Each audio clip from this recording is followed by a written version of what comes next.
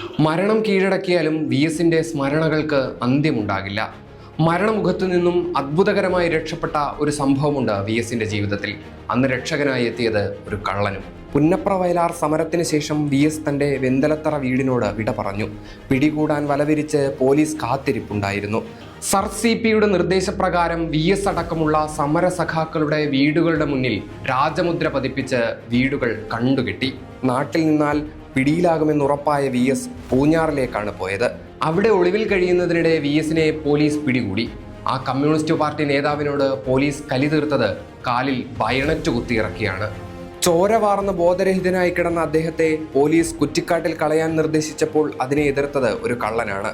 V S മരിച്ചിട്ടില്ലെന്ന് മനസ്സിലാക്കിയ കള്ളൻ അദ്ദേഹത്തെ ആശുപത്രിയിൽ എത്തിച്ചു. ബോധം വരും വരെ കാവലിരുന്നതും ആ കള്ളനാണ്.